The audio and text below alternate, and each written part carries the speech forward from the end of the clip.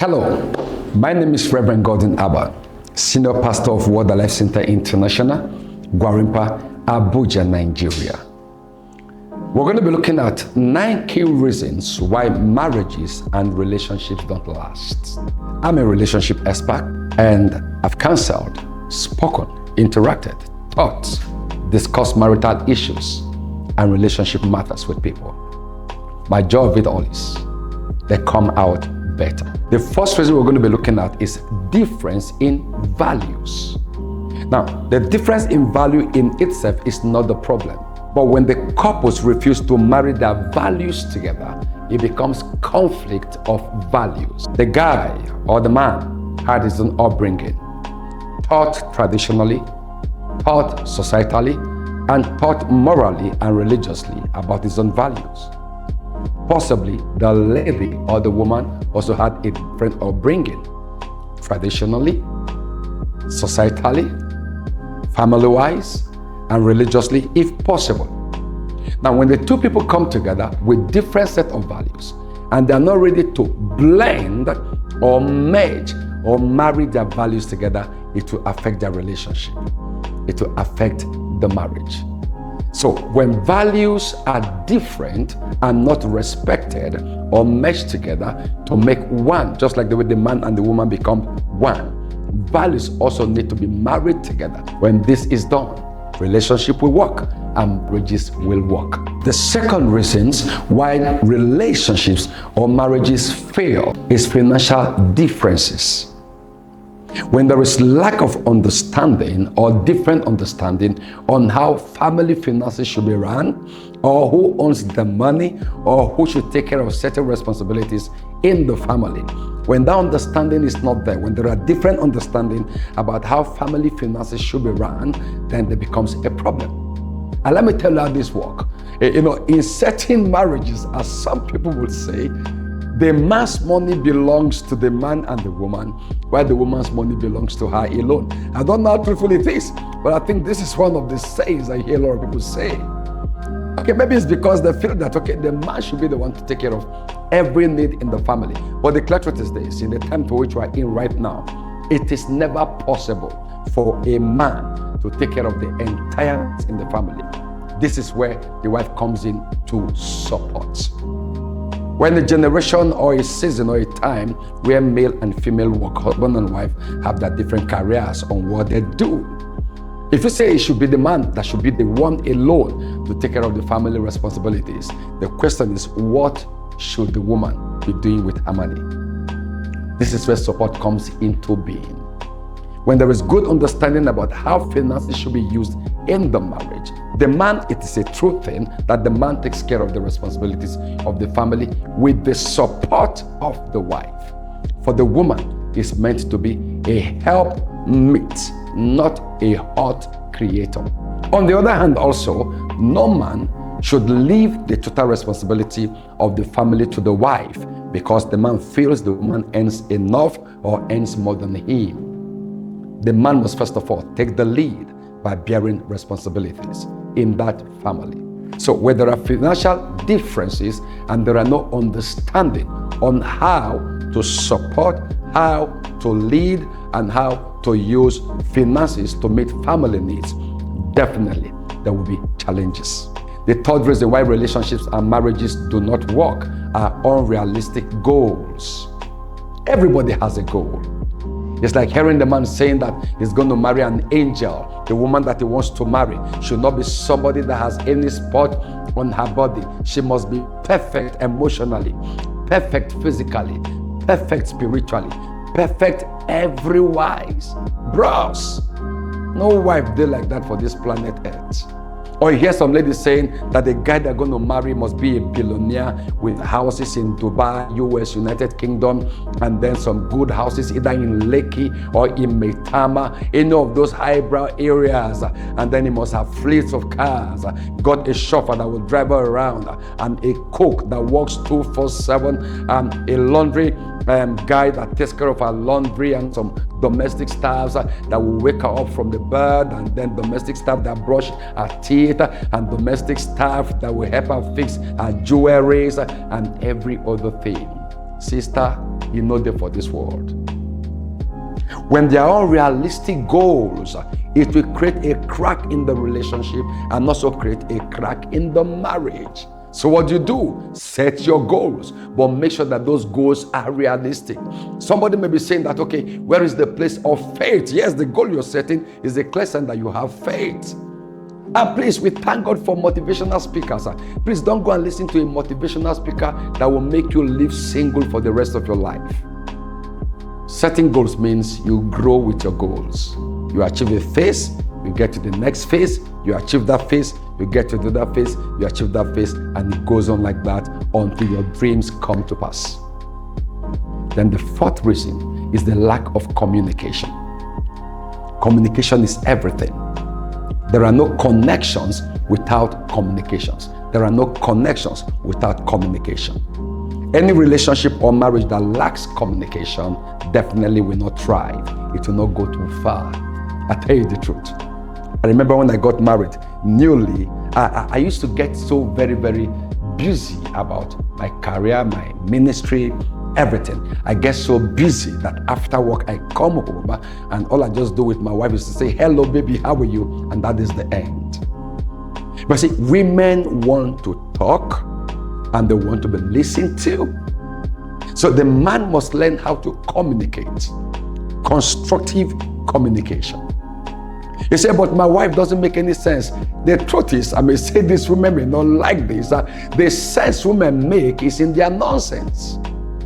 I mean, you just come home and the woman is telling you of what happened in the kitchen, and from the kitchen what happened in the bathroom. The man will be wondering, I am thinking about official matters. You are bringing kitchen matters to me. I don't want kitchen matters. I don't want bathroom matters. Tell me about money.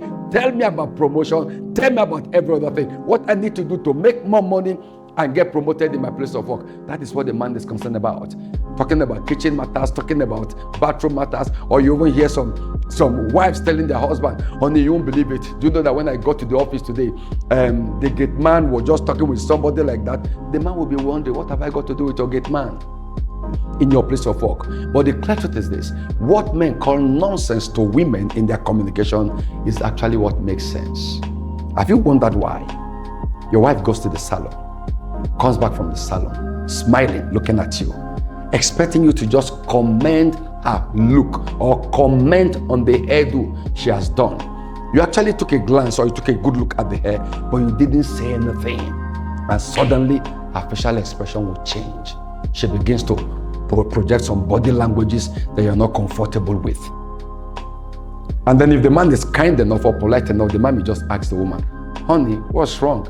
I just realized that your facial expression just changed. What's the problem? And then you hear her say, after I spent about 3 hours in the salon, I came back from the salon. After 3 hours, you couldn't even say anything good about my hair. As at that moment, maybe what the man is thinking about is money, not hair. But bros, you see that moment? Just comment on the hair. Tell her the hair is looking good. You may even ask her, please, what is the name of this hairstyle? She will gladly tell you the name. Overdrop, underdrop, or spread drop. Are you understanding me right now? So, do everything you can to communicate with your wife. Number 5 are personal challenges. Unresolved personal issues. Certain things about a person's past. There are many people that carry baggages and luggages from past relationships into their new relationship. And this is how it affects their new relationship. If a lady has suffered several disappointments in the hands of different men, and somehow the right person comes to her to ask her in marriage, she now begins to use that past defeat, that past pain, those past disappointments to want to relate with the new guy. There are a lot of people with the baggages of their past that step into a new relationship with those baggages. Things like depression, frowning of faces, pains from past hurts, personal needs that even they themselves cannot meet, but they want somebody else to meet them. Personal challenges, difficulties, negative self-esteem.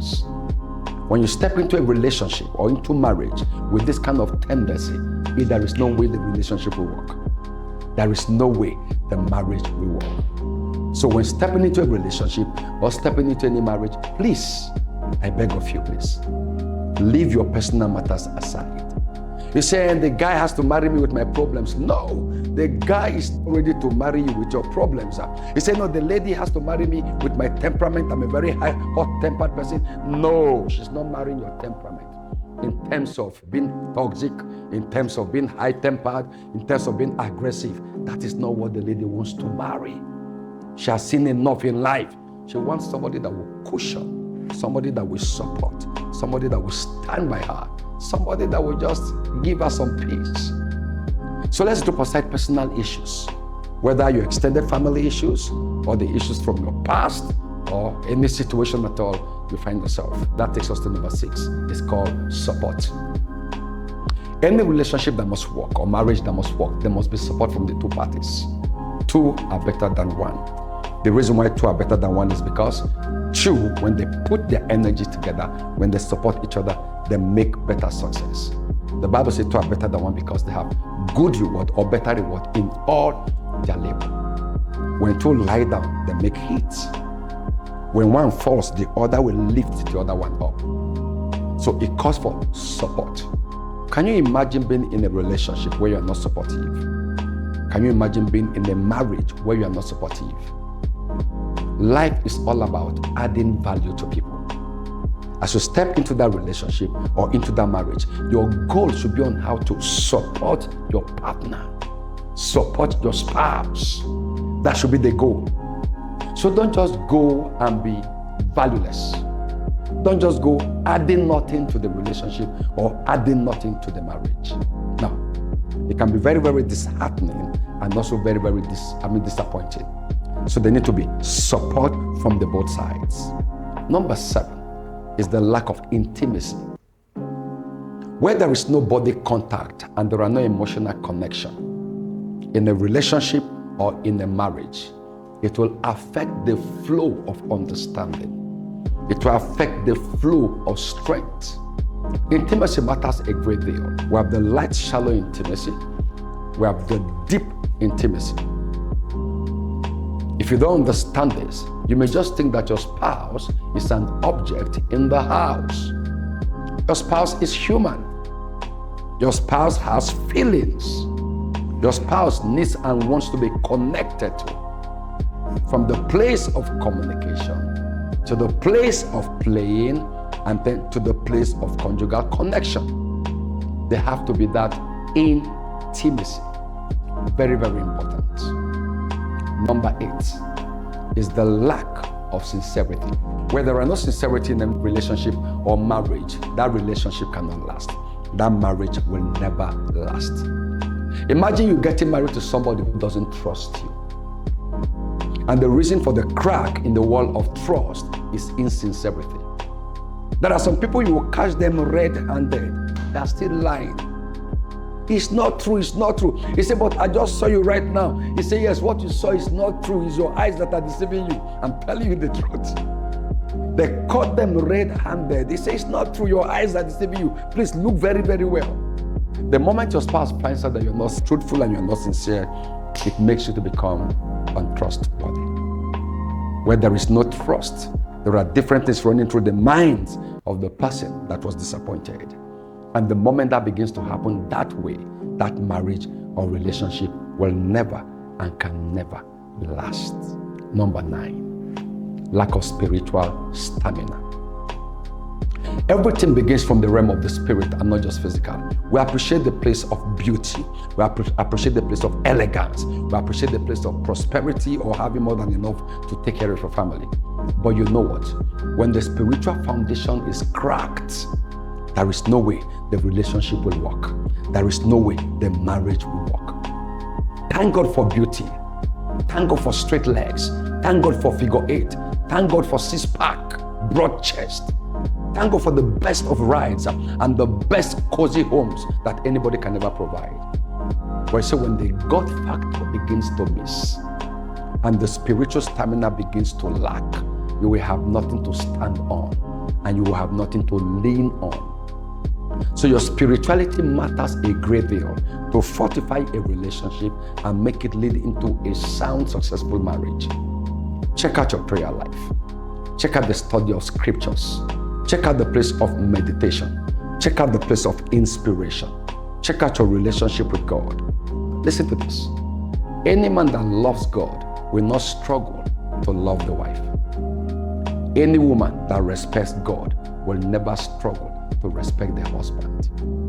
When these 9 things are lacking, there could be many, but this is what I am bringing to you today. When they are lacking, no relationship will succeed and no marriage will work. I desire that your relationship thrives and your marriage succeeds, and so will it be. Thank you very much. Once again, my name is Reverend Godwin Abba, Senior Pastor, Word Life Center International, Gwarimpa, Abuja, Nigeria. God bless you, and bye-bye for now.